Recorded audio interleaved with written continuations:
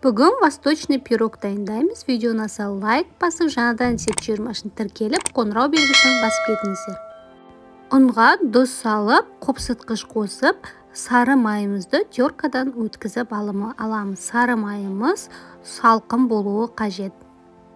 Рецептің толық құрамын видеоның астында жазып қалдырамын. Жұмыртқа қосамыз. Жұмыртқамыздың сарысын ағын бөліп аламыз. Ағын салған ыдысымыз міндетті түрде құрғақ болуы қажет. Сарысын ұнымыздың үстіне саламыз. Ағымызды бетін жауып қоя тұрамыз. Жұмыртқамызды араластырып, қаймақ қосып, барлығын жақсылап араластырып аламыз.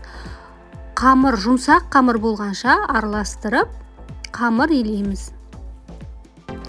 Жұмсақ қамырымызды пищевой пленкаға немесе салафанға салып, 30-35 минуттай тоңазғышқа салып қоямыз.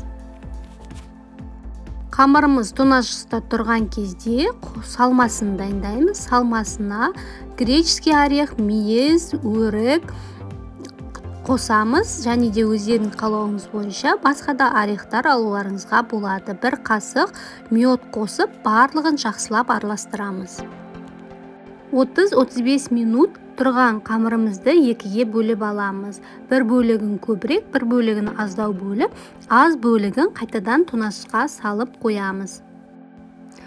Формамызға пергаментный бумагамызды төсеп, жұқалап жайып алған қамырымызды формамызға салып, жан-жағын бортик қылып шығарып аламыз. Дайын болған қамырымыздың үстіне салмамызды салып, тегістеп шығамыз.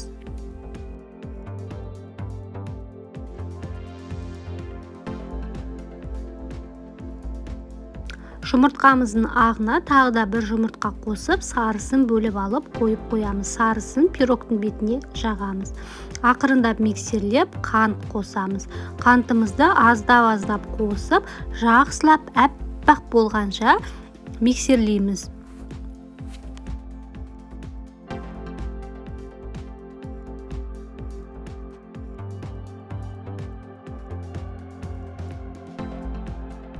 Жақсылап миксерлеп алып, пирогымыздың бетіне салып, тегістеп шығамыз.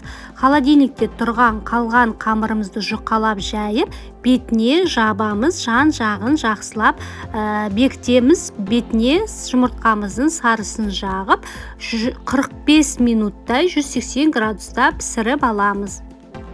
Пирогымыз піскеннен кейін салқындаған кезде бірақ тураймыз. Пирогымыз өте дәмді болып шығады. Жасап көріңіздер.